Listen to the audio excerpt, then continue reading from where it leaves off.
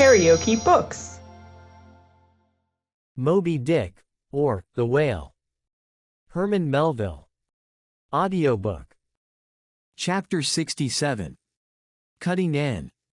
It was a Saturday night, and such a Sabbath as followed.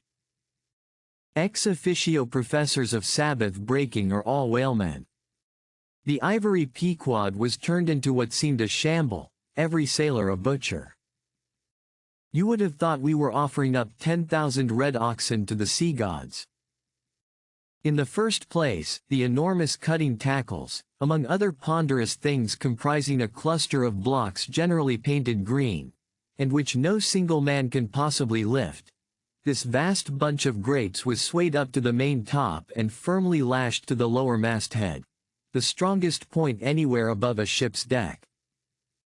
The end of the hawser-like rope winding through these intricacies was then conducted to the windlass, and the huge lower block of the tackles was swung over the whale.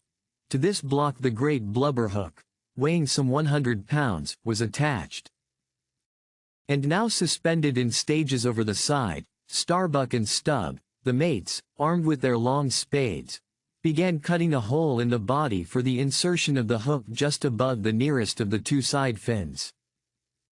This done, a broad, semicircular line is cut round the hole, the hook is inserted, and the main body of the crew, striking up a wild chorus, now commence heaving in one dense crowd at the windlass. When instantly the entire ship careens over on her side, every bolt in her starts like the nail-heads of an old house in frosty weather. She trembles, quivers, and nods her frighted mast heads to the sky.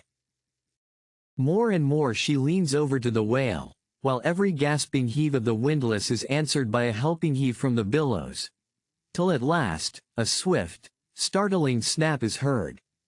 With a great swash the ship rolls upwards and backwards from the whale, and the triumphant tackle rises into sight, dragging after it the disengaged semicircular end of the first strip of blubber. Now as the blubber envelopes the whale precisely as the rind does an orange, so is it stripped off from the body precisely as an orange is sometimes stripped by spiralizing it.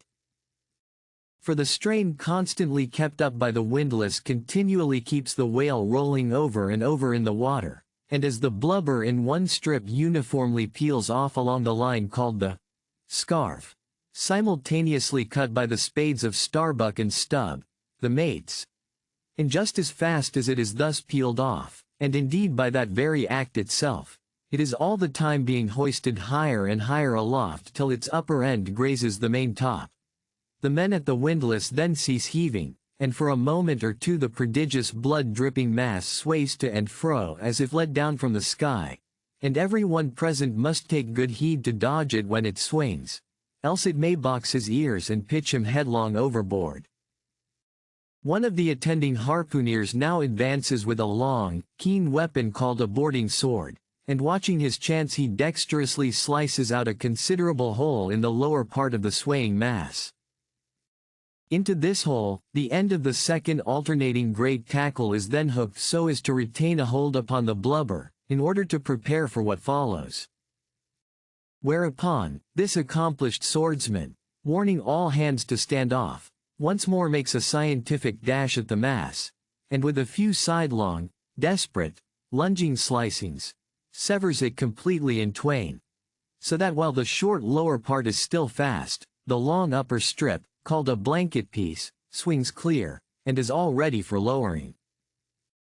The heavers forward now resume their song, and while the one tackle is peeling and hoisting a second strip from the whale, the other is slowly slackened away, and down goes the first strip through the main hatchway right beneath, into an unfurnished parlor called the blubber room.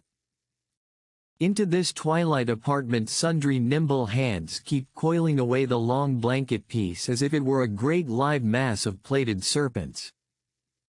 And thus the work proceeds, the two tackles hoisting and lowering simultaneously, both whale and windlass heaving, the heavers singing, the blubber room gentlemen coiling, the mates scarfing, the ship straining, and all hands swearing occasionally, by way of assuaging the general friction.